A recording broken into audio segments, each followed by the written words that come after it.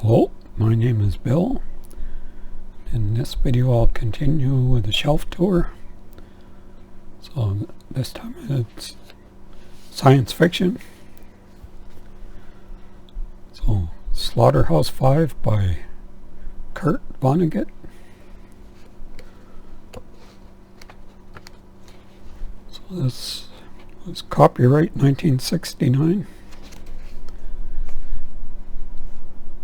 So it says Slaughterhouse-Five, an American classic, is one of the world's great anti-war books, centering on the infamous firebombing of Dresden. Billy Pilgrim's odyssey through time reflects the mythic journey of our fractured lives as we search for meaning in what we fear most.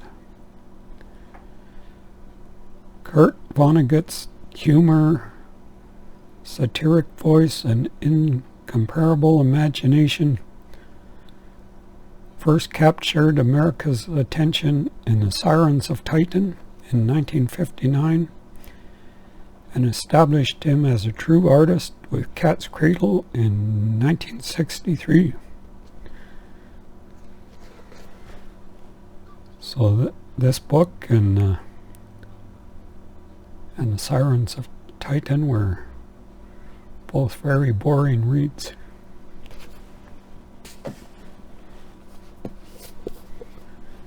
And Cat's Cradle I haven't read yet. Cat's Cradle is Kurt Vonnegut's satirical commentary on modern man and his madness, an apocalyptic tale of this planet's ultimate fate. It features a midget as a protagonist, a complete original theology created by a calypso singer, and a vision of the future that is at once blackly fatalistic and hilariously funny.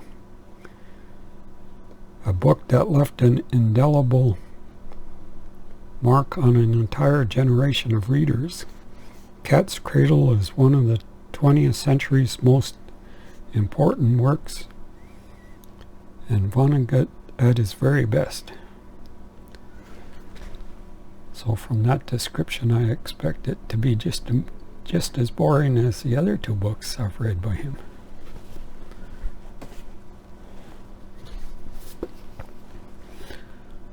China Mountain Zhang by Maureen F. McHugh.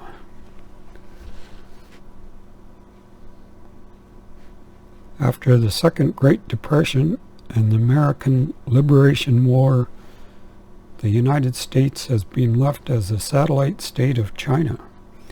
In this somewhat, but not entirely, regimented world, young New York construction engineer Zhang Shan must find his way in a society that disapproves both of his cultural heritage and his sexual identity. Because not everyone can change the world, sometimes the ultimate challenge is to find a way to live in it. China Mountain Zhang presents a macroscopic world of microscopic intensity, one of the most brilliant visions in modern SF.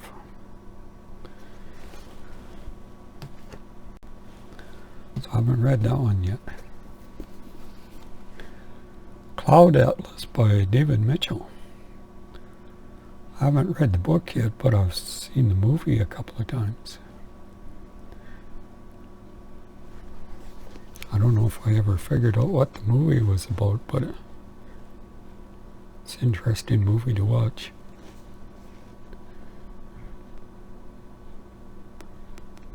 Internationally and universally acclaimed Cloud Atlas combines flat-out adventure and Nabokovian love of puzzles, a keen eye for character, and a taste for mind-bending philosophical and scientific speculation into an immensely readable novel. As wild as a video game, as mysterious as a Zen cone, more unforgettable than anything else you will read this year. Cloud Atlas reveals how disparate people connect, how their fates intertwine, and how their souls drift across time like clouds across the sky. So from that description, it sounds like it will be an enjoyable read.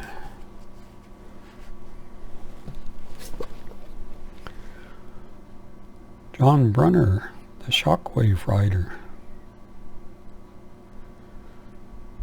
So I got this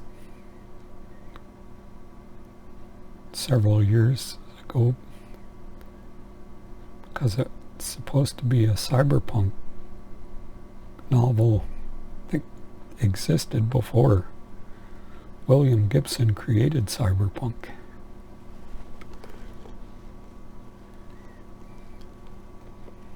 He was the most dangerous fugitive alive, but he didn't exist.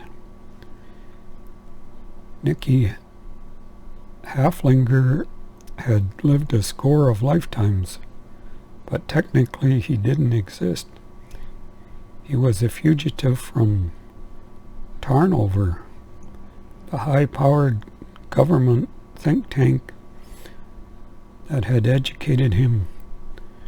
First he had broken his identity code, then he escaped. Now he had to find a way to restore sanity and personal freedom to the computerized masses and to save a world tottering on the brink of disaster. He didn't care how he did it, but the government did. That's when his Tarnover teachers got him back in their labs, and Nicky Haflinger was set up for a whole new education. I think I've been missing something on some of these books here. This one was 1975. Cover art, Murray Tinkelman.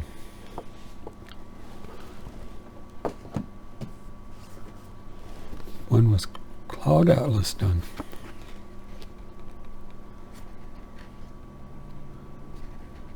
That's 2004. When was China Mountain Zhang done? 1992.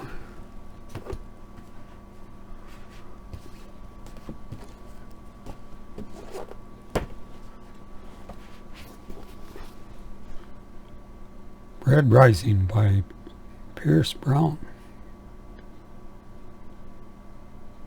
So this was sort of a boring read. It's more like reading a children's book.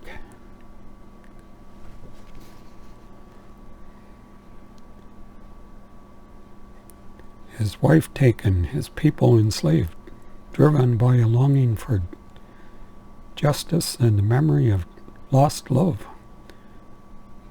Darrow will stop at nothing to bring down his enemies, even if he must become one of them to do so.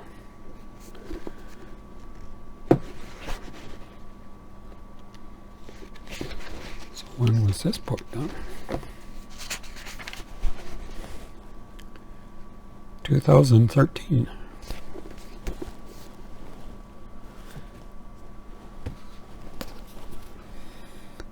Golden Sun, and because Red Rising wasn't very enjoyable, I didn't get around to reading this one. It's book 2 of the Red Rising trilogy. He seeks justice to free his enslaved people. Darrow has infiltrated his world's brutal ruling class on a mission to destroy them. And through the only path to liberation is revolution, he must strive not for vengeance, but for a hopeful rebirth.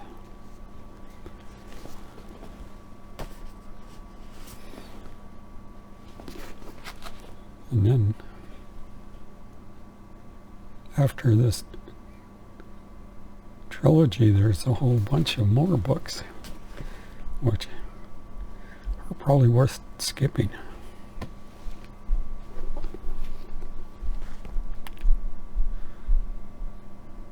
Variable Star by Robert A. Heinlein and Spider Robinson.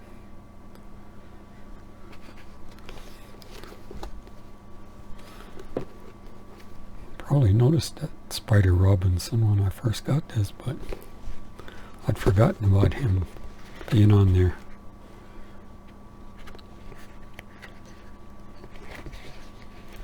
So this is 2006.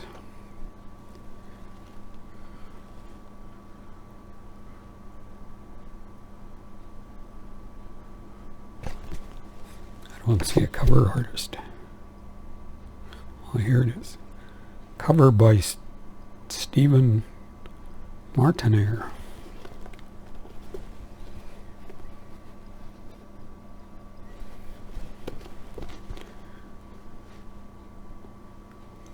When Joel Johnson asked Jimmy Hamilton to marry him,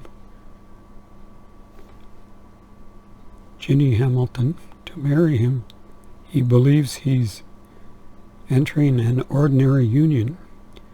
Then she reveals she is a granddaughter of the wealthiest man in the solar system, and any man who marries her will be groomed for a place in the vast Conrad Empire and sire a dynasty to carry on the family business. Daunted by the prospects of such a future, Joel flees and awakens on a colony ship heading out into space. Torn between regret over his rash decision and his determination to forget Ginny and make a life for himself among the stars, he's on his way to succeeding when his plans and the plans of billions of others are shattered by a cosmic cataclysm so devastating it will take all of humanity's strength and ingenuity just to survive. Faithful to the spirit of Heinlein's original vision and laced with contemporary touches that will appeal to modern readers, Variable Star is a rare treat for the Grand Master's many fans. Let's pause here. Ilium by Dan Simmons.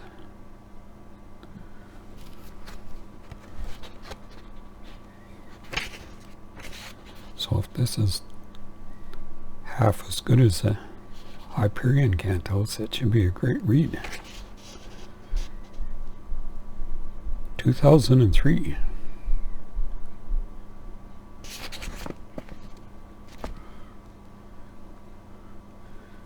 Who's the cover artist?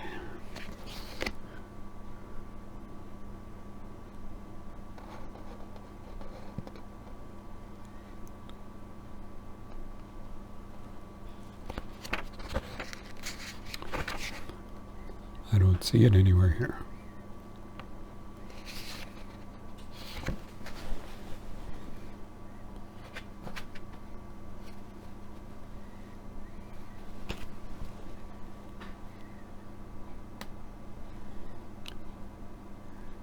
There's an artist's signature in the art here. Looks like Rudell.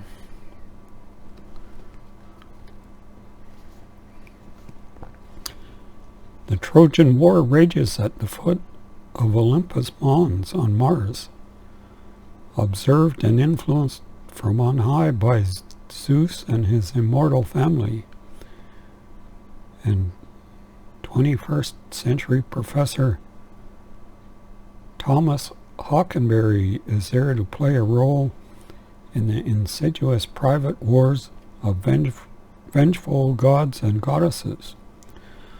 On Earth, a small band of the few remaining humans pursues a lost past and devastating truth as 4 sentient machines depart from Jovian space to investigate, perhaps terminate the potentially catastrophic emissions emanating from a mountaintop miles above the terraformed surface of the red planet. History has become a future that will soon be history.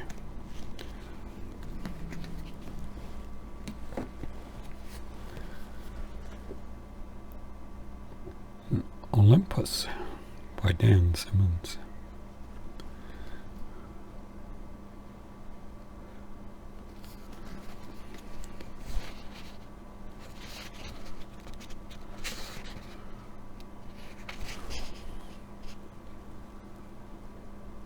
Two 2005.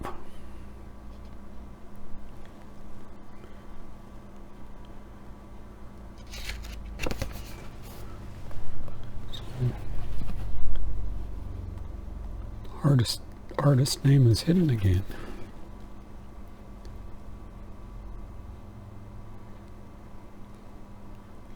Looks like Rudon. Hidden down there in the image. Beneath the gaze of the gods, the mighty armies of Greece and Troy meet in fierce and glorious combat, seriously following the text set forth in Homer's timeless narrative. But that was before 21st century scholar Thomas Hockenberry stirred the bloody brew, causing an enraged Achilles to join forces with his archenemy Hector and turn his murderous wrath on Zeus and the entire pantheon of divine manipulators before the swift and terrible mechanical creatures that catered for centuries to the pitiful, idle remnants of Earth's human race began massing in millions to exterminate rather than serve. And now all bets are off.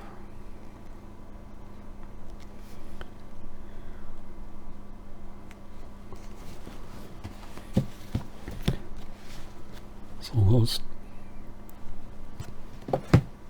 should be a great read.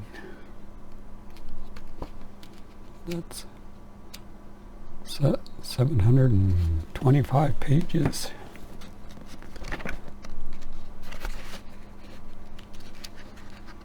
And 800 and some pages here. 891. Oh, should take less than 2 months to read that.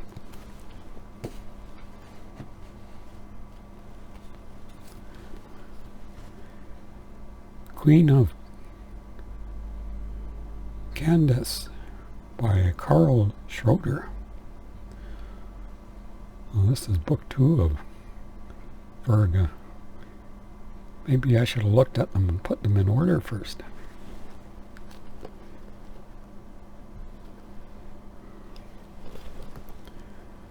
Cover is Stephen Martiner.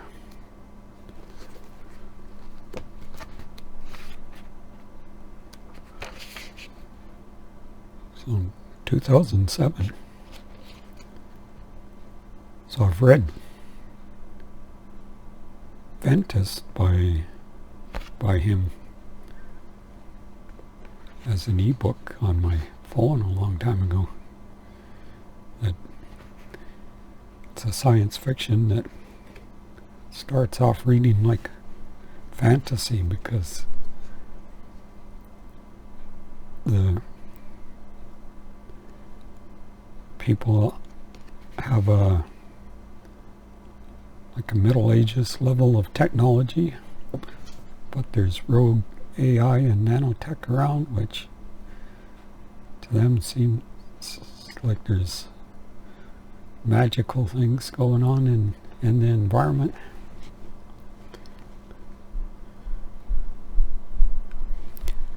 So in this one, Venera Fanning was last seen falling into nothingness at the end of Son of Suns. Now in Queen of Candesce, Venera finds herself plunging through the air between the artificial continents of Verga, far from home, and her husband, who may or may not be alive. Landing in the ancient nation of Spire, Venera encounters new enemies and new friends, or at least convenient allies. She must quickly learn whom she can trust and whom she can manipulate in order to survive. Queen of Candesce is her story.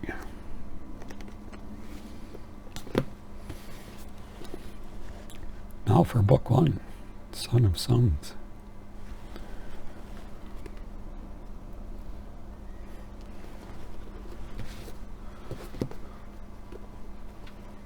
Back's a different color. Must be intentional, not a faded back.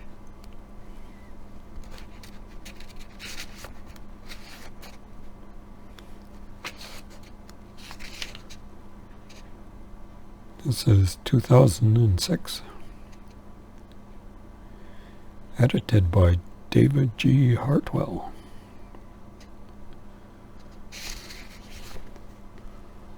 Cover Stephen Martinaire.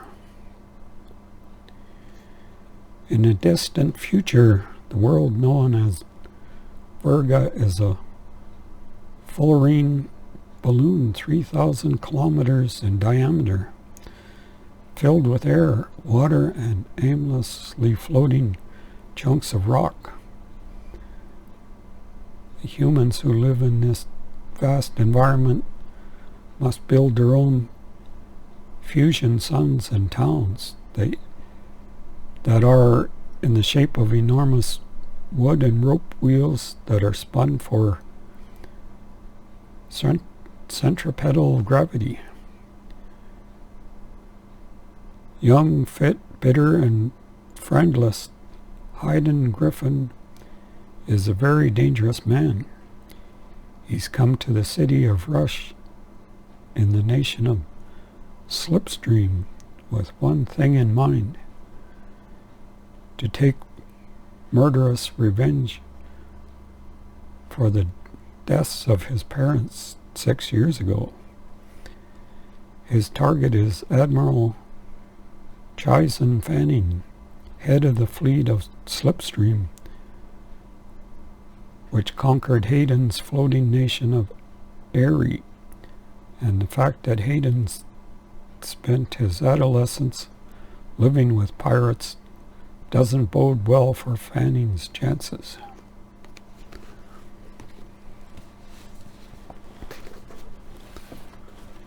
And the last book here, Pirate Son, Book 3 of Verga by Karl Schroeder.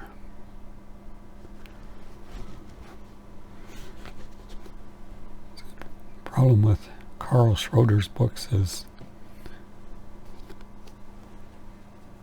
they don't all appear in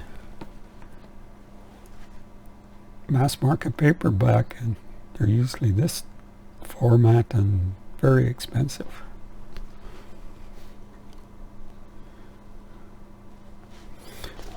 He's a Canadian author.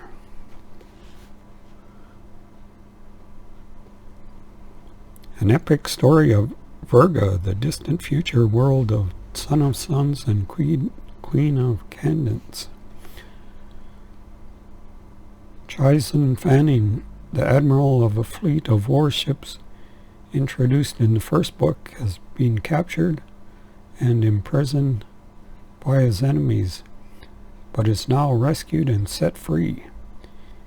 He must flee to his home city to confront the ruler who betrayed him. Perhaps while there he will also regain his lovely, powerful, and subversive wife, Venera. He has not seen her since she fled, careening off into the air of Virga before he was captured, with a key to the artificial sun, Candesce at the center of Virga. With the Virga series, Karl Schroeder sets a whole new standard for hard SF space opera. So, cover by Stephen Martinaire.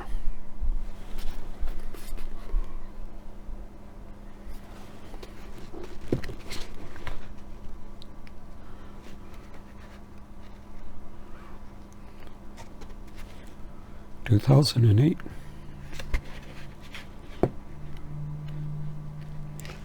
So Karl Schroeder is a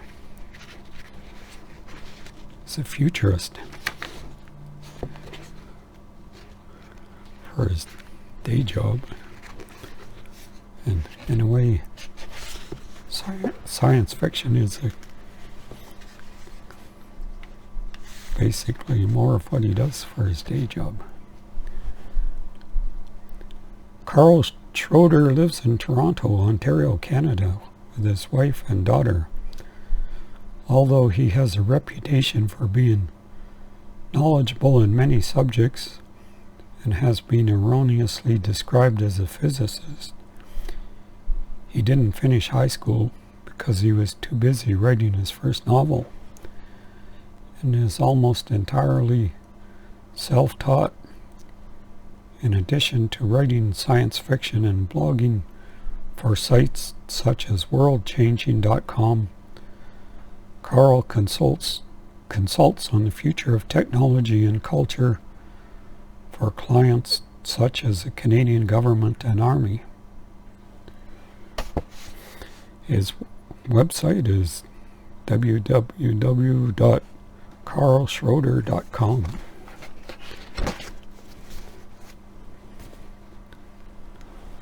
So that's all for this video. See you in the next one.